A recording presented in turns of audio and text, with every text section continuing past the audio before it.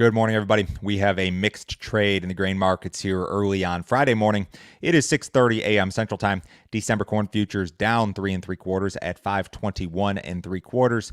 November soybeans up 4 3/4 at 1288. December Chicago wheat up 3 at 720. December Kansas City wheat up 2.5 at 711.5. December spring wheat up 4.5 at 904. If you guys are listening on the podcast, as always, appreciate it. Leave me a rating, leave me a review if you have not already. If you're watching on YouTube, hit that subscribe button. My goal is to get to 5,000 subscribers. I think we're just below 2,800 here this morning.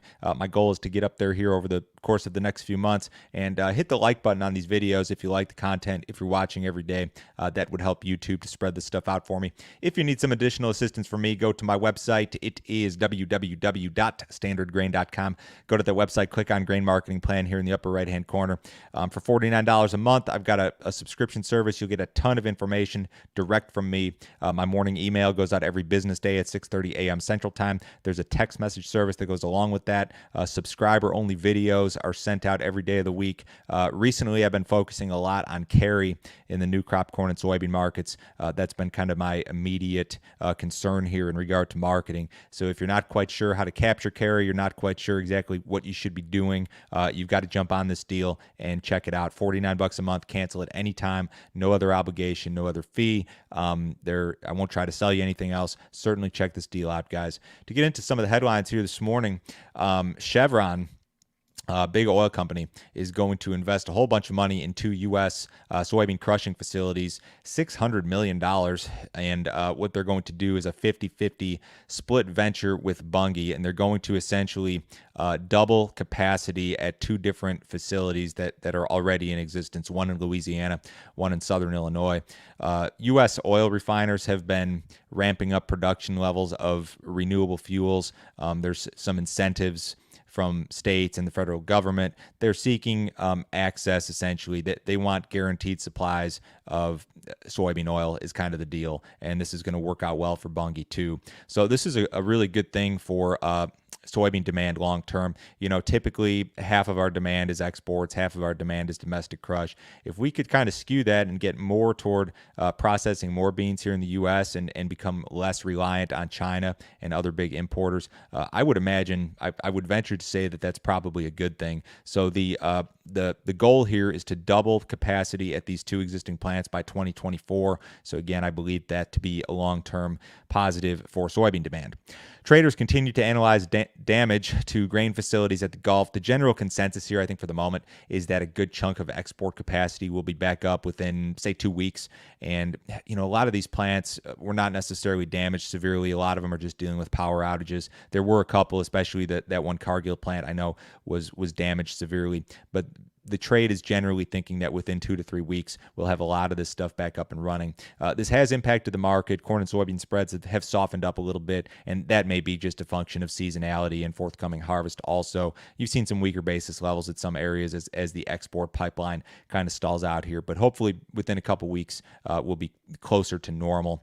Soybean export sales were strong last week. USDA reported weekly sales of 2.1 million metric tons for this new crop marketing year, which just began this week. Also reported a flash sale of 126,000 metric tons of U.S. beans to China yesterday.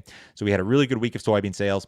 Despite that, new crop soybean sales are running 27% behind last year's pace.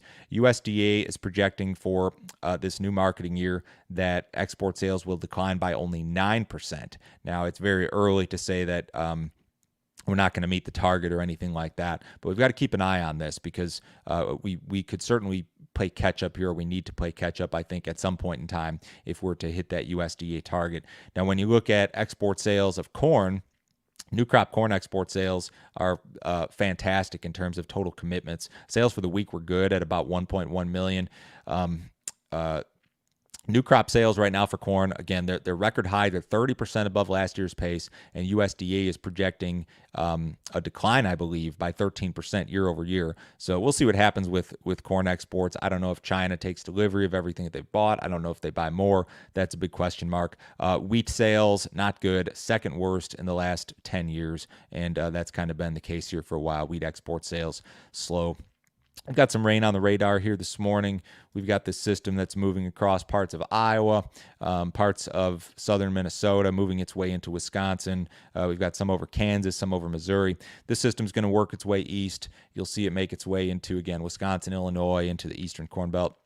Next 7 days here, you got a little bit more for Kansas in particular, Missouri, southern Illinois. And then after that, there's really not a whole lot until mid-month. We're going to dry out a little bit, and then you may see some rains return around, I think like the 15th or 16th. But, following these next few days here, there's not going to be a ton in the forecast in terms of precipitation.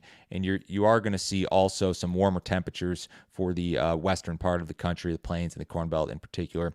We've got some more private crop estimates ahead of next week's USDA report. FC Stone or StoneX, they've got the U.S. corn yield at 177.5. They were 176.9 previously. USDA is down at 174.6. Also a higher soybean yield number from StoneX, 50.8 bushels per acre. That's up from 50 even. That was their previous estimate. USDA was at 50 even last month. So both the corn and soybean numbers higher month over month from StoneX. And those results are based on customer surveys. You're going to see a lot more private estimates ahead of next Friday's report. That's the September 10th crop production and WASDE report. USDA probably changes the yield numbers, and they're probably going to change the acreage numbers too, given that announcement we saw earlier this week. I think a lot of people expect corn and soybean acreage both to increase by about 1 million is kind of the general consensus right now. The cattle market had kind of a nasty day yesterday, down $1.50 in fat cattle, down $3 in a couple of the feeder cattle contracts. The October live cattle contracts lost, almost $7 from last week's high. Nasty sell-off there. Cash activity has been pretty light here this week. In the outside markets, the U.S. dollar is a little bit lower. The S&P is up 9 points. The Dow's up 50. We've got unemployment this morning at 7:30, so be prepared for a little bit of volatility perhaps in the outside markets about an hour from now. The bonds are about flat. Gold and silver a little bit higher. Crude oil is back above $70 in the October WTI contract, 70.15. That's up about 16 cents. Everybody have a wonderful weekend. Remember, the grain markets are closed Monday, so following today's close, we will reopen Monday night at 7 o'clock Central Time. Have a great weekend, guys. We'll see you later.